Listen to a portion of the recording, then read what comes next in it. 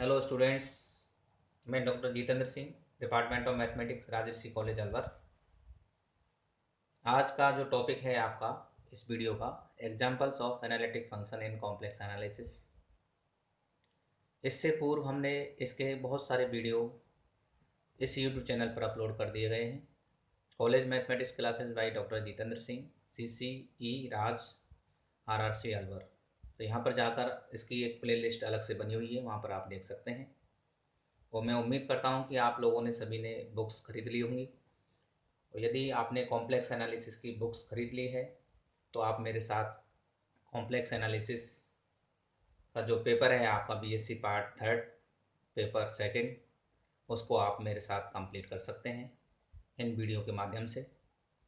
फिर भी यदि किसी को सस्पेंस होता है, किसी को कोई टॉपिक समझ में नहीं आता है या कोई क्वेश्चन समझ में नहीं आता है, तो कमेंट बॉक्स में जाके आप वहाँ पर कमेंट कर सकते हैं और अपनी क्वेरी मेरे सामने रख सकते हैं, जिसका हम समाधान समय पर आपको उपलब्ध करा सकते हैं। अब हमारा जो टॉपिक है आज एग्जाम्पल, कुछ एग्जाम्पल्स हैं। हमने वीडियो जो आपके बेसिक कंसेप्ट थे उससे रिलेटेड वीडियो हमने जारी किए थे, कुछ थ्योरी थी। आज हम कुछ एग्जाम्पल लेके एनालिटिक फंक्शन को हम क्लियर करेंगे। इसमें पहला एग्जाम्पल है आपका, so that the function fz equal to X Y plus iota Y is everywhere continuous but not analytic. तो ये आपको प्रूव करना है। इस टाइप के एग्जाम्पल्स आपसे पूछे जाते हैं। तो इसको सॉल्व करने के लिए आपको सर्वप्रथम हमें बेसिक कंसेप्ट पर जाना पड़ेगा। इसमें क्या क्या नॉलेज होना आवश्यक है आपको, कंटिन्यूस क्या होता है, एनालिटिक फंक्शन क्या होता है, इसके बारे में आपको नॉलेज होना चाहिए। इसके हमने अलग से वीडियो आपको analytic function part first second, continuity, इसके अलग से हमने वीडियो बना रखे हैं। तो आप प्ले लिस्ट में जाकर वहाँ पर आप इसको देख सकते हैं। तो यहाँ पर हम कुछ एग्जाम्पल ले रहे हैं। तो यहाँ पर हम देखेंगे कि कंटिन्यूस क्या होता है, एनालिटिक क्या होता है। ये दो पॉइंट आपके इम्पोर्टेंट हैं। यदि इनका नॉलेज है तो आप इसको आसानी से कर सकते हैं। तो यहाँ पर आप देखेंगे कि ये जो फंक्शन है आपका fz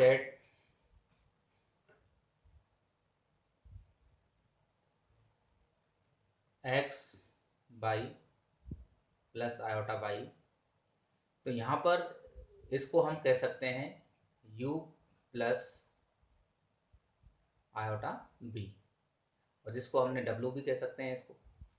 ये हमने उसमें भी आपको एनालिटिक पार्ट फर्स्ट और सेकंड दोनों पार्ट में हमें बता रखा है कि w equal to U plus iota B equal to fz होता है। तो यहाँ पर यदि हम इसको हम डिस्कस करते हैं तो यहाँ से देखिए u which implies u plus iota b equal to X by plus iota by. तो यहाँ पर कंपैरिजन करते हैं तो यहाँ से हम बहुत ही इम्पोर्टेंट दो फंक्शन निकल के आते हैं आपके। एक्स बाई का जो फंक्शन है आपका, इसका मान हो जाएगा आपका एक्स वाई। कंपेरिजन करने पर इमेजिनरी और रियल पार्ट के कंपैरिजन करेंगे तो यहाँ पर आपका ये दो फंक्शन निकल के आएंगे। अब यहाँ पर हम जानते हैं कि यदि आप कंडीशन अप्लाई करते हैं तो यहाँ पर देखिए U x Y equal to X Y और B X Y equal to Y, दो फंक्शन निकल के आते हैं। तो हम जानते हैं कि कंटिन्यूस जो फंक्शन होता है उसमें यदि बीजीय समीकरण हो, प्रत्येक बीजीय समीकरण आपका कंटिन्यूस होता है। तो यहाँ पर हम कह सकते हैं कि u एक्स वाई का बीजीय इक्वेशन है, b वाई का बीजीय इक्वेशन है। तो ये दोनों आपके बीजीय इक्वेशन होंगे। तो यहाँ पर हम कह सकते हैं कि एल्जेब्रिक जो इक्वेशन है आपकी, every algebraic equation is continuous. Clear. तो यहाँ पर हम कह सकते हैं कि u and b are continuous function, and we say that the function fz equal to u plus iota b is also continuous function। तो यहाँ पर u is continuous तो ये भी कंटिन्यूस होगा। तो ये दोनों कंडीशन इसमें अप्लाई कर सकते हैं। तो हैंस वी से दैट, तो यहाँ पर आप कंसीडर कर सकते हैं कि हैंस बी से that that u v are continuous function. तो ये आपको यहाँ पर हम कंसीडर कर सकते हैं, क्योंकि एल्जेब्रिक जो इक्वेशन होता है वो आपका कंटिन्यूअस होता है। तो इसके आधार पर आप इसको कंसीडर कर सकते हैं। अब हमारा सेकंड पॉइंट है एनालिटिक फंक्शन क्या होता है। एनालिटिक फंक्शन के लिए आप जानते हैं, एनालिटिक फंक्शन के लिए आप क्या जानते हैं कि सी आर इक्वेशन आपके क्या होते हैं, सी आर इक्वेशन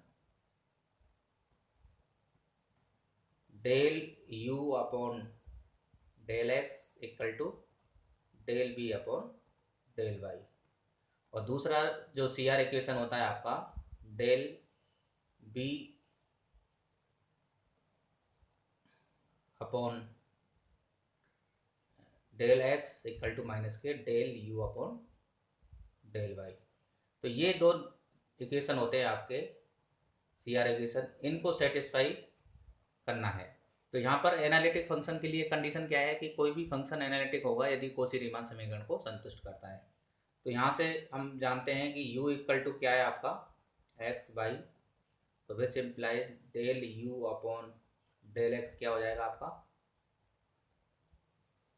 बाई, इसी प्रकार del u upon del y क्या हो जाएगा आपका x। इसी प्रकार यदि हम b के रिगार्डिंग करते हैं तो del b upon del x, तो यहाँ पर x का पद कोई है नहीं, यहाँ पर x इक्वल टू मान लीजिए यहाँ पर y है, तो यहाँ पर y कांस्टेंट होगा तो ये 0 हो जाएगा आपका। तो यहाँ पर आप इसको कंसीडर कर सकते हैं, दिस इज इक्वल टू, और यहाँ पर del b upon del y this is equal to 1 हो जाएगा। तो यहाँ से हम देखते हैं कि यहाँ पर देखिए del u upon del x is not equal to del b upon del y। इसी प्रकार यहाँ पर आप कंसीडर करेंगे तो यहाँ पर दोनों कंडीशन हम सेटिस्फाई कर सकते हैं। तो यहाँ पर यदि ये दोनों कंडीशन सेटिस्फाई हो जाती हैं, दोनों कॉची-रीमान समीकरण सेटिस्फाई हो जाते हैं, देन वी से that this function is analytic function. तो यहाँ पर आप इसको हम डिफाइन कर सकते हैं। तो del u upon del x by है यहाँ पर, और del b upon del y आपका 1 है। तो 1 इक्वल टू बाई यहाँ पर आप कंसीडर करेंगे तो ये दोनों बराबर नहीं है। इसी प्रकार आप इनको कंसीडर करेंगे तो यहाँ पर हम कह सकते हैं कि ये जो दूसरा जो इक्वेशन है आपका कॉची-रीमान समीकरण का del u upon del y is not equal to minus के del b upon del x। तो ये दोनों कंडीशन सेटिस्फाई नहीं होती हैं। तो यहाँ पर हम कह सकते हैं कि ये जो फंक्शन है आपका f z, ये एनालिटिक फंक्शन नहीं होगा। तो इस प्रकार आप इसका एनालिटिक फंक्शन की कंडीशन को यदि सेटिस्फाई करता है तो वो एनालिटिक होगा, अदरवाइज ये एनालिटिक नहीं होगा। अतः ये एनालिटिक कंडीशन को सेटिस्फाई नहीं करता है, हेंस वी से that this is not analytic function. इसी प्रकार यदि हम सेकेंड एग्जाम्पल लेके चलते हैं तो यहाँ पर so that F Z equal to E की power Z is analytic function, also find its derivative. तो यहाँ पर देखिए इसका डेरिवेटिव भी ज्ञात करना है। डेरिवेटिव तभी एग्जिस्ट करेगा, हम जानते हैं कि एनालिटिक फंक्शन क्या होता है, every function is differentiable if it is analytic. तो एनालिटिक है तो डिफरेंशिएबल होगा। तो यहाँ पर आपको यहाँ से भी आप आइडिया लगा सकते हैं कि so that F Z equal to E की पावर जेड इज एनालिटिक। तो आपका ई की पावर जो जेड फंक्शन है वो एनालिटिक होगा, और उसका डेरिवेटिव भी आपको याद करना है। तो यहाँ पर आप देखते हैं कि इसको हम कंसीडर करेंगे तो इसका जो सॉल्यूशन आएगा, तो यहाँ से एफ जेड इक्वल टू क्या हो जाएगा आपका ई की पावर जेड। इसी प्रकार यहाँ पर यदि हम इसको जेड को यदि हम कंसीडर करना चाहते हैं तो यहाँ पर क्या हो जाएगा F Z equal to E की पावर जेड क्या है आपका एक्स प्लस आयोटा बाई, ये कॉम्प्लेक्स नंबर है आपका। तो इसको यदि हम एक्सप्लेन करेंगे तो ई की पावर एक्स इंटू ई की पावर आयोटा बाई, तो ये वैल्यू आपकी इसमें कंसीडर करेंगे। तो यहाँ पर हमें क्या करना है कि दिस इज इक्वल टू क्या होता है आपका u प्लस आयोटा b होता है। तो यहाँ पर रियल और इमेजनरी पार्ट को कंपैरिजन करने पर हम इसको प्राप्त कर सकते हैं। तो यहाँ पर e की पावर x, और इसको हम कैसे लिख सकते हैं cos by plus iota sine by. ये आप सभी जानते हैं, फॉर्मूला आपका अप्लाई कर सकते हैं। तो यहाँ पर e की पावर x cos बाई इसका मल्टीप्लाई करेंगे तो एक फंक्शन तो आपका ये आ जाएगा आयोटा, और दूसरा फंक्शन आ जाएगा e की पावर x साइन बाई। तो यहाँ पर आप देख सकते हैं कि यहाँ पर देखिए ये वाला आपका जो है u प्लस आयोटा b, और यहाँ पर u प्लस आयोटा b। तो इससे हम कंपैरिजन करेंगे तो यहाँ पर क्या होगा आपका, ये u और b के मान आप निकाल सकते हैं। तो यहाँ से देखिए u x by equal to क्या हो जाएगा आपका e की पावर x कॉस बाई, और b की वैल्यू क्या हो जाएगी आपकी, this is equal to e की पावर x साइन बाई। यहाँ से हम आसानी से हम देख सकते हैं कि एनालिटिक फंक्शन के लिए आपको दिया गया है कि so that F z is analytic. तो इसका सीधा सा अर्थ है आपका एनालिटिक होगा तो कोशी-रीमान समीकरण को संतुष्ट करेगा। तो यहाँ से आप कोशी-रीमान समीकरण सी आर इक्वेशन क्या होते हैं आपके, सी आर इक्वेशन आप जानती हैं, del you upon del x equal to del B upon del Y. इसी प्रकार आपका सेकंड कोशी-रीमान समीकरण है आपका del you upon del Y, this is equal to minus के del B upon del X. ये कंडीशन यदि आपको सेटिस्फाई हो जाती हैं तो यहाँ से देखिए, अब यदि मान लीजिए u की वैल्यू आपको इसको कंसीडर करेंगे तो यहाँ पर del you upon del x क्या हो जाएगा, डेल यू अपॉन, तो यहाँ पर इसको हम दे देते हैं इक्वेशन नंबर 1। तो यहाँ से देखिए del you upon del x equal to क्या है आपका, इसका यदि हम डेरिवेटिव करते हैं, इसका डेरिवेटिव करेंगे e की पावर x कॉस बाई का, तो ये हो जाएगा आपका डेल के आधार पर e की पावर x का e की पावर x डेरिवेटिव हो जाएगा ये कॉस बाई। इसी प्रकार यदि हम del b upon del y हम करते हैं तो ये क्या हो जाएगा आपका, यदि b के रिगार्डिंग हम कंसीडर करते हैं तो इसका बाई के सापेक्ष करेंगे तो साइन बाई का क्या हो जाएगा आपका कॉस बाई। तो ये जो वैल्यू आएगी आपकी e की पावर x कॉस बाई, तो इन दोनों से हम क्या कह सकते हैं, del u upon del x equal to del B upon del y. आप इसको आप कंसीडर कर सकते हैं। तो एक कोशी-रीमान समीकरण आपका यहाँ सेटिस्फाई हो जाता है। इसी प्रकार आप इसको कंसीडर करेंगे तो यहाँ पर देखिए यदि इसके आधार पर आप कंसीडर करेंगे तो दूसरा इक्वेशन क्या है, del you upon del Y, del you upon del y. अब u का y के सापेक्ष करेंगे तो ये हो जाएगा आपका माइनस के e की power x sine y, cos y का क्या हो जाएगा माइनस के साइन वाई, और डेल, अब दूसरा क्या है del b upon del x, और इसका हो जाएगा e की पावर x साइन वाई। तो यहाँ पर देखिए नेगेटिव आ रहा है तो इन दोनों को यदि हम कंबाइन करते हैं तो क्या हो जाएगा, del u upon del x, sorry del Y, this is equal to del B upon del x और विद नेगेटिव। तो यहाँ पर ये कोशी-रीमान समीकरण दोनों संतुष्ट हो जाते हैं। तो यहाँ पर हम कह सकते हैं कि ये कोशी-रीमान समीकरण को संतुष्ट करता है। अब बात करते हैं कि यहाँ पर कोशी-रीमान, तो यहाँ पर कह सकते हैं कि ये वाली जो कंडीशन है आपकी, hence F z is analytic. अब यहाँ पर एफ डैश जेड निकालेंगे तो एफ डैश जेड के लिए आप डायरेक्ट आप कंसीडर कर सकते हैं कि यहाँ पर एफ डैश जेड यदि हम कंसीडर करना चाहते हैं तो यहाँ पर देखिए एफ डैश जेड को हम कैसे लिख सकते हैं, डेल अपॉन डेल एक्स डब्ल्यू। ये हमने पार्ट फर्स्ट और सेकंड में आपको ये फॉर्मूला हमने बता रखा है कि डेल, अब डब्ल्यू इक्वल टू क्या है आपका, डब्ल्यू क्या है आपका u प्लस आयोटा वाई, इसको हम डब्ल्यू भी कह सकते हैं। तो यहाँ पर दिस इज इक्वल टू क्या है आपका plus iota del B upon del x. तो यहाँ पर आप इसको कंसीडर करेंगे तो यहाँ पर देखिए इसके आधार पर दिस इज इक्वल टू क्या हो जाएगा आपका, del you upon del x क्या है आपका, del you upon del x, यहाँ पर e की पावर कॉस एक्स, ये आपका e की पावर एक्स कॉस वाई आपने यहाँ से निकाल लिया है, तो इसकी वैल्यू आपकी यहाँ पर हो जाएगी, तो ये हो जाएगा e की power x del u cos y, यहाँ से आप ले सकते हैं इक्वेशन, ये del you upon del x की e की पावर एक्स कॉस वाई यहाँ पर हमने निकाल रखा है, प्लस आयोटा, और यहाँ पर del B upon del x, del B upon हमने यहाँ से निकाल रखा है, देखिए यहाँ पर ये del B upon del x है आपका, तो e की पावर एक्स साइन वाई, तो आप आसानी से इसको e की पावर एक्स साइन वाई, तो इसको यदि हम कंपैरिजन करते हैं तो e की पावर एक्स और ये हो जाएगा आपका, कंसीडर करेंगे तो यहाँ पर cos by plus iota sine by, तो दिस इज इक्वल टू क्या हो जाएगा आपका e की पावर एक्स और ये हो जाएगा e की पावर आयोटा बाई, और this is equal to e की power X plus iota Y, और this is equal to e की पावर जेड। तो इस प्रकार आप इसका डेरिवेटिव आसानी से निकाल सकते हैं।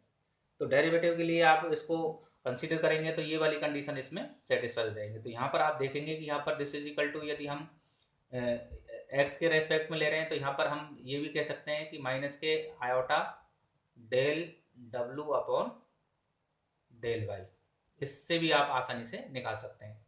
तो यहाँ पर एक बार एक्स के सापेक्ष है तो यहाँ पर एक्स के रिकॉर्डिंग हो जाएगा, और यदि इससे भी निकालना चाहें तो इससे भी आप आसानी से निकाल सकते हैं। इसी प्रकार आपका थर्ड एग्जांपल है, so that the function f Z equal to root of mod x y is not analytic at the origin. यहाँ पर ओरिजिन यदि हम कंसीडर करते हैं तो मूल बिंदु यदि आता है तो यहाँ पर अलग से हम डेफिनेशन इसकी डिफाइन करेंगे। तो although the Cauchy Riemann equations are not satisfied at this point, तो ये मूल बिंदु के रेस्पेक्ट में ज़्यादातर इस टाइप के सवाल अपवाद के रूप में आपके आते हैं।